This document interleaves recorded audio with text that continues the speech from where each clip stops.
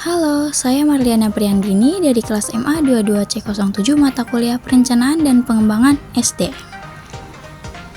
Kali ini saya akan membahas mengenai studi kasus pada PT PLN Persero di Bekasi. Pengembangan SDM pada PT PLN Persero Sumber Daya Manusia memegang peranan yang sangat penting dalam suatu organisasi bisnis. Setiap organisasi bisnis membutuhkan sumber daya manusia yang berkualitas dan kompeten dalam menggerakkan roda operasional perusahaan. PT PLN Persero adalah perusahaan milik negara yang bergerak di bidang jasa penyedia listrik satu-satunya yang ada di Indonesia, di mana listrik di era sekarang merupakan suatu hal yang sangat penting dan sangat dibutuhkan oleh semua orang. PT PLN memiliki beberapa bagian atau bidang, salah satunya bagian SDM dan organisasi. Penanganan berbagai masalah pada ruang lingkup karyawan di PT PLN Persero sangat bergantung pada kinerja dari bagian SDMO atau singkatan dari Sumber Daya Manusia dan Organisasi.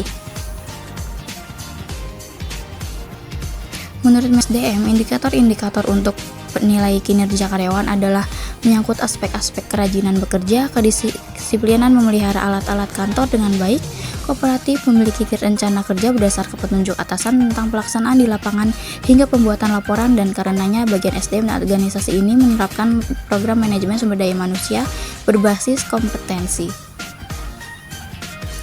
Agar perusahaan dapat melakukan pendekatan yang lebih sistematik dan modern dalam mengelola sumber daya manusia perlu didasari oleh dua hal, yaitu informasi tentang kebutuhan kompetensi perusahaan dan informasi tentang kompetensi yang dimiliki oleh pegawai. Manajer PLN berkata, kenaikan pendapatan dan jumlah pelanggan ini berkat komitmen kami untuk terus meningkatkan pelayanan kepada dan terus memastikan kendala pasokan listrik. PT Perusahaan Listrik Negara Unit Pelaksana Pelayanan Pelanggan Bekasi, Jawa Barat mencatat adanya kenaikan pendapatan disertai peningkatan jumlah pelanggan pada periode awal tahun 2023. Kenaikan pendapatan dan jumlah pelanggan ini berkat komitmen kami untuk terus meningkatkan pelayanan kepada pelanggan dan terus memastikan keandalan pasokan listrik, kata manajer PLN UP3 Bekasi Rami Handayani di Bekasi.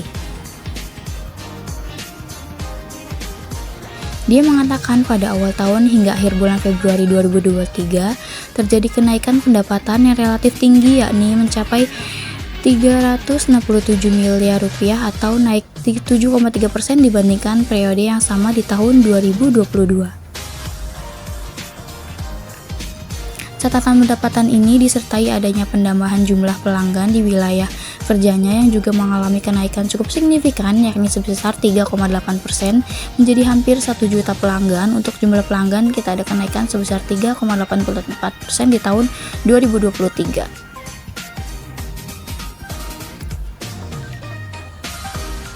Menurut dia, capaian impresif ini turut dipengaruhi sejumlah faktor selain komitmen peningkatan pelayanan, antara lain dukungan sektor pariwisata, perhotelan, industri, pusat perbelanjaan, fasilitas umum, hingga pusat kesehatan.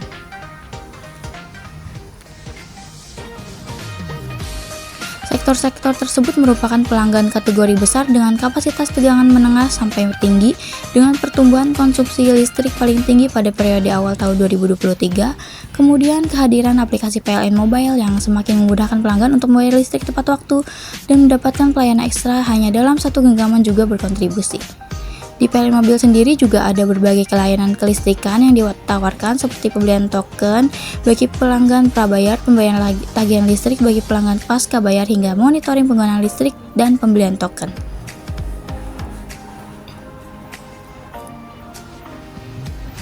Sementara itu, General Manager PT PLN Unit Induk Distribusi Jawa Barat Susiana Mutia mengatakan konsumsi listrik PLN pelanggan besar atau pelanggan tegangan menengah dan tinggi mampu menopang 49,6% dari total konsumsi listrik pelanggan se-Jawa Barat.